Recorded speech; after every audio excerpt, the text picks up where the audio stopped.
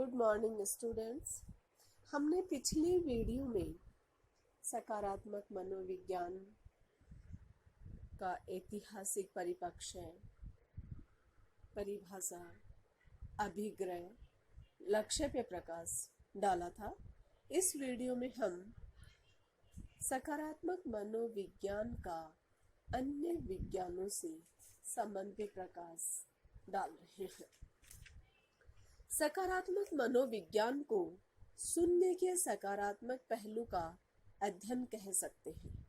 शून्य वह रेखा है जो स्वास्थ्य से बीमारी को व आनंद से दुख को अलग करती है। परंपरागत मनोविज्ञान शून्य से नीचे के जीवन के बारे में ज्यादा बताता है, वह शून्य के ऊपर के जीवन के बारे में कम बताता है। सकारात्मक मनोविज्ञान व्यक्तिगत गुणों, जीवन की परिस्थितियों, व्यक्तिगत पसंदों, जीवन की क्रियाओं, दूसरों के साथ संबंधों और उन सामाजिक सांस्कृतिक स्थितियों के बारे में बताता है जो एक अच्छे जीवन को के लिए होते हैं।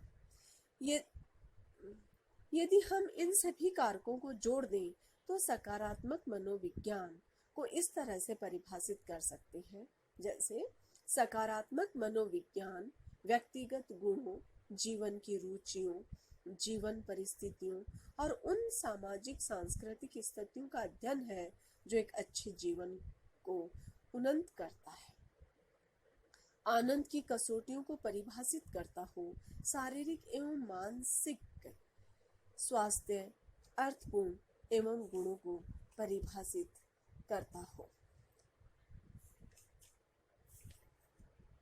सकारात्मक मनोविज्ञान का उद्देश्य निराशाजनक मानसिकता से उत्पन्न होने वाले रोग संबंधी विचारों को कम करना है।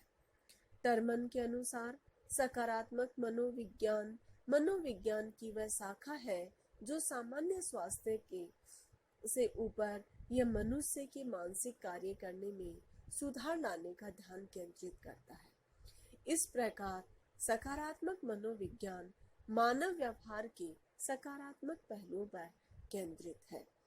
सकारात्मक मनोविज्ञान का मनोविज्ञान की विभिन्न शाखाओं से संबंध है जो प्रमुख है।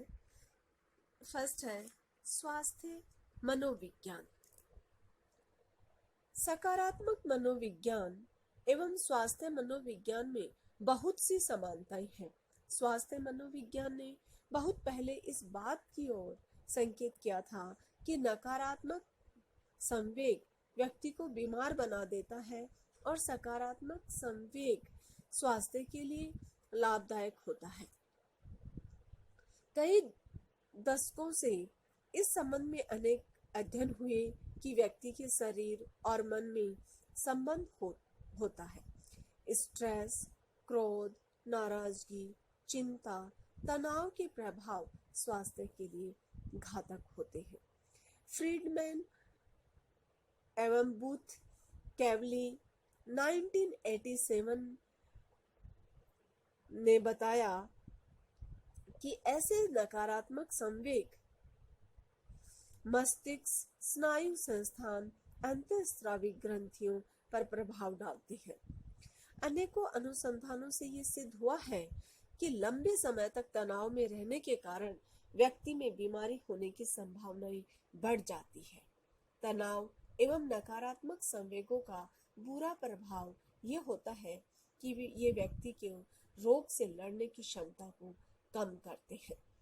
सकारात्मक मनोवैज्ञानिक अपने अध्ययनों द्वारा ये बताने का प्रयास कर रहे हैं कि सकारात्मक संवेगों का भी नकारात्मक संवेगों की तरह प्रभाव होता है, किंतु ये प्रभाव विपरीत दिशा में होता है। सकारात्मक संवेग हमारे शरीर एवं मन के स्वास्थ्य को बनाए रखने में सहायता करते हैं। हमारी शारीरिक, मनोवैज्ञानिक एवं सामाजिक गतिविधियां हमारे संवेगात्मक स्वास्थ्य और बौद्धिक कार्यों को अच्छा बनाती हैं।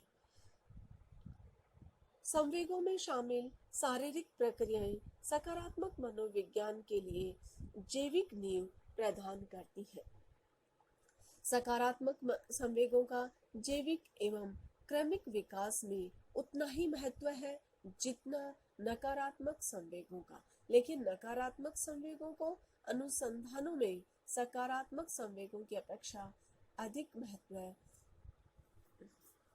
दिया गया है। सकारात्मक मनोविज्ञान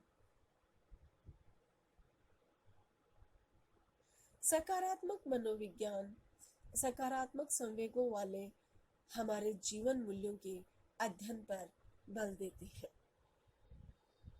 सकारात्मक संवेग व्यक्ति के लिए लाभकारी है या महत्वपूर्ण है, जैसे खुशी, आनंद, उत्साह, और नकारात्मक हानिकारक है। यह हमारे मस्तिष्क को भी प्रभावित करती है। डेनर ने अपने अध्ययन में पाया कि प्रारंभिक जीवन में सकारात्मक संवेगों की अभिव्यक्ति व लंबे जीवन के बीच सकारात्मक संबंध है।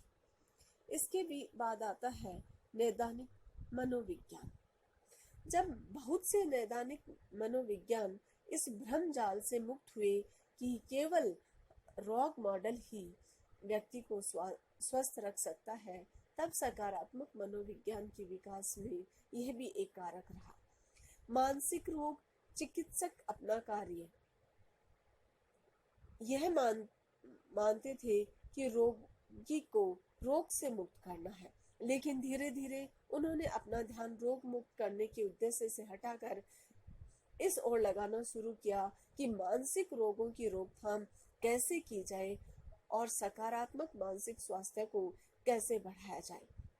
मानसिक स्वास्थ्य को मानसिक रोगों की अनुपस्थिति के रूप में परिभाषित किया जाता था। सकारात्मक मनोविज्ञान का एक लक्ष्य है ऐसी कसौटियां और भाषा को विकसित करना जो मानसिक स्वास्थ्य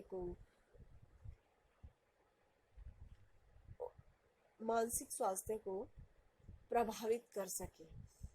नेक्स्ट पॉइंट आता है विकासात्मक मनोविज्ञान। स्वस्थ विकास को चुनौती देने वाली परिस्थितियों पर विकासात्मक मनोवैज्ञानिकों ने अध्ययन किया। ये अनुमान लगाए गए कि जो बच्चे गरीबी, मद्यपान करने वाले माँ बाप, मानसिक रोग व आपराधिक वातावरण में पलते हैं और उनका सामाजिक, ज्ञानात्मक एवं संवेगात्मक विकास उन बच्चों की तुलना में अवरुद्ध हो जाता है जिनको विपरीत परिस्थितियों का सामना नहीं करना पड़ता, यानी वो गरीबी और मद्यपान जैसी स्थितियों का उनको सामना नहीं करना पड़ता हो। किंतु 1970 के आसपास ये मान्यताएं बदलने लगी जब कई मनोचिकित्सकों एवं मनोवैज्ञानिकों का ध्यान कुछ ऐसे बच्चों व वृद्ध लोगों पर की ओर गया जो विपरीत व चुनौतीपूर्ण परिस्थितियों के होने पर भी आश्चर्यजनक रूप से अपनी स्थिति को स्थापित कर पाए और सकारात्मक समायोजन को बना पाने में सफल रहे। विकास की राह में गंभीर चुनौतियों के बावजूद वे अच्छे परिणाम दे सके। साधारण लोग कठिन परिस्थितियों के होते हुए भी सकारात्मक समायोजन बनाए रख पाते हैं। यह सकारात्मक मनोविज्ञान की मुख्य विषय वस्तु बन गया। नेक्स्ट पॉइंट आता है सामाजिक मनोविज्ञान, व्यक्तित्व मनोविज्ञान एवं धर्म का मनोविज्ञान। सामाजिक मनोविज्ञान। आलपोर्ट ने 1924 के अनुसार समाज मनोविज्ञान का वह विज्ञान है जो एक व्यक्ति के व्यवहार का उस सीमा तक अध्ययन करता है जहां तक कि उसका व्यवहार अन्य व्यक्तियों को उत्तेजित करता है या स्वयं उसके व्यवहार की प्रतिक्रिया है, जो व्यक्ति की चेतना का उस सीमा तक वर्णन करता है जहां तक कि सामाजिक विषयों और क्रियाओं की चेतना है। आलपोर्ट की परिभाषा से समाज मनोविज्ञान के क्षेत्र का पता चलता है। समाज मनोविज्ञान वह विज्ञान है जिसमें समाज और व्यक्तियों के व्यवहार का वैज्ञानिक अध्ययन किया जाता है और जिसमें विशेष रूप से पारस्परिक प्रतिक्रिया से प्रभावित हुए व्यक्ति के विचारों, भावनाओं और संवेगों का अध्ययन किया जाता है। इसी प्रकार सकारात्मक मनोविज्ञान को विषय वस्तु मानव का व्यवहार है, उसे किस तरह व्यवहार को चलायमान रखा जाए कि उसे संतोष हो, उसे अपनी भावनाओं और संवेगों को किस प्रकार से प्रत्यक्षीकरण करते हैं, उसके व्यवहार से दूसरे व्यक्तियों का मानसिक स्वास्थ्य संतोषजनक हो, स्वयं का अच्छे स्वास्थ्य और प्रसन्नता के लिए संतोषजनक सामाजिक जीवन, समाज के नियमों का पालन, दूसरों की सहायता व समर्थन पाना बहुत जरूरी है। एक संतोषजनक जीवन की नींव संतोषजनक सामाजिक संबंधों पर आधारित है। सामाजिकरण के साधन जैसे परिवार, माता पिता का बालकों से संबंध, संवेगात्मक संबंध, परिवार का आर्थिक व सामाजिक स्तर। बालक इस पायदान के बाद स्कूल व कॉलेज में आता है, उसकी मानसिक योग्यताओं का विकास होता है। विद्यालय भी बालक के बौद्धिक, सामाजिक और संवेगात्मक विकास को बदल देते हैं। मित्र मंडली, शिक्षकों की शिक्षा, विद्यालय का वातावरण, ये सभी बालक के सामाजिक व्यवहार को प्रभावित करते हैं। कक्षा में अध्यापक बालक को अधिक स्नेह, दंडित, अपमानित या पक्षपात करते हैं, इससे बालक का सामाजिक व्यवहार विकृत हो जाता है। बालक अपराध की ओर अक्सर हो जाते हैं, बालकों का सामाजिक विकास अवरुद्ध हो जाता है। इन बालकों में सकारात्मक सोच का बीज बोना आवश्यक हो जाता है। दूसरों की मदद करना, परोपकारिता, नैतिकता, ये सब सकारात्मक संवेगों का विकास कर नकारात्मक संवेगों को कम किया जा सकता है। यही सकारात्मक मनोविज्ञान का उद्देश्य है। इस प्रकार समाज मनोविज्ञान में व्यक्ति का सामाजिक वातावरण में अंतःक्रिया के दौरान किस प्रकार नकारात्मक संवेगों का जन्म होता है, वह सकारात्मक मनोविज्ञान सकारात्मक सोच का पाठ पढ़ाता है। विद्यार्थियों की छुपी क्षमताओं को पहचानने का कार्य करता है।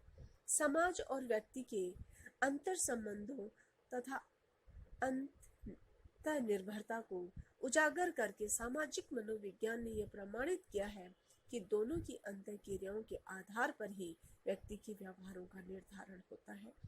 समाज विरोधी व्यवहार के सामाजिक व मानसिक कारणों को उजागर करना, व्यक्तिगत विघटन से संबंधित विविध पक्षों की जानकारी, इस प्रकार समाज मनोविज्ञान व्यक्तित्व के अलग अलग प्रकारों तथा व्यक्ति विशेष के व्यवहारों को समझने में योगदान करता है। उसके बाद आता है व्यक्तित्व मनोविज्ञान। व्यक्तित्व मनोविज्ञान ने उन सकारात्मक गुणों और व्यक्तिगत शक्तियों को पहचानने का प्रयास किया जो संतुष्टि व मानसिक स्वास्थ्य की नींव होती है। सकारात्मक मनोविज्ञान इन दिनों बहुत चर्चित विषय है। व्यक्तित्व मनोविज्ञान सुख और संतोष, सेहत, ध्यान, एकाग्रता, व्यक्तिगत शक्तियों को पहचानने का प्रयास करते हैं। व्यक्तिगत व्यवहार दोनों में मानसिक बीमारी और भावात्मक नुकसान के सुधार पर प्रकाश डालता है। फ्रॉयड के बाद 1998 में पेनिसिल्वेनिया विश्वविद्यालय के डॉक्टर मार्टिन सेलिगमैन ने, जो इस समय अमेरिकन साइकोलॉजिकल एसोसिएशन के अध्यक्ष थे, मानव शक्तियों और उनके गुण इस विषय पर वैज्ञानिक अध्ययन करने का प्रोत्साहित किया, जिसमें दया, जिज्ञासा, रचनात्मकता, आशा, उत्साह, नेतृत्व, साहस, क्षमता जैसे गुण शामिल हैं। व्यक्तिगत मनोविज्ञान व सकारात्मक मनोविज्ञान में संबंध स्पष्ट रूप से दर्शाता है। अब्राहम मास्लो, जो 60 वर्ष से पहले जाने माने अमेरिकन मनोचिकित्सक थे, जो सकारात्मक मनोविज्ञान से संबंधित थे, हम क्या सही हैं, क्या गलत है, इस ओर ध्यान केंद्रित करने का उनको श्रेय जाता है। मास्लो व्यक्तित्व और प्रेरणा अनुभव तालमेल पर अपने मौलिक अध्ययन के लिए जाने जाते हैं।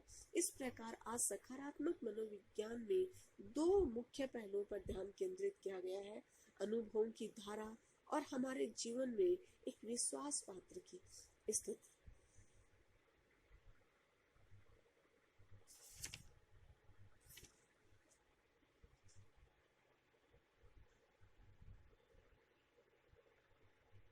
उनके विचार में दोस्ती में पवित्रता व सच्चाई का मनुष्य के जीवन पर गहरा प्रभाव है।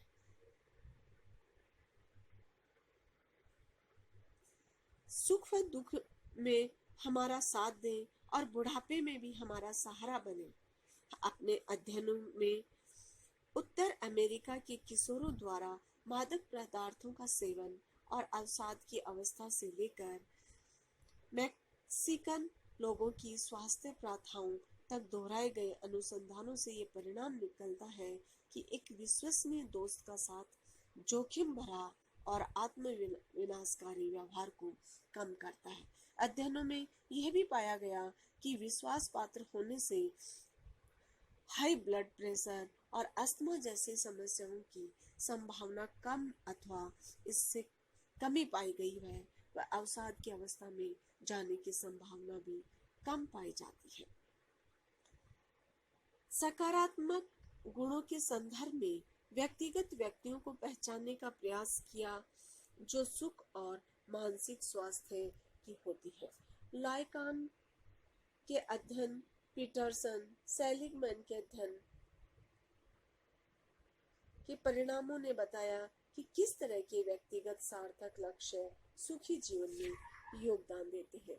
इस तरह सामाजिक और व्यक्तित्व मनोविज्ञान धर्म व नैतिकता की मानव जीवन में भूमिका को समझाने में योगदान देते हैं। अनुसंधान धर्म एवं नैतिकता को मानव जीवन की भूमिका समझाने में योगदान देते हैं।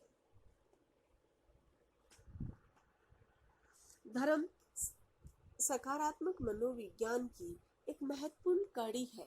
मानव सभ्यता का आज का विकास व्यक्ति और समाज के गहरे अंतर संबंध से ही संभव हुआ है। जन्म के समय मनुष्य अबोध होता है, समाज में उसके व्यक्तित्व का विकास होता है। आंतरिक व बाहरी आचार विचार समाज में ही निर्धारित होते हैं। इतना सब विकास होते हुए भी मनुष्य की चारित्रिक श्रेष्ठता उससे भी अधिक महत्वपूर्ण है। चरित्र एक व्यापक शब्द है।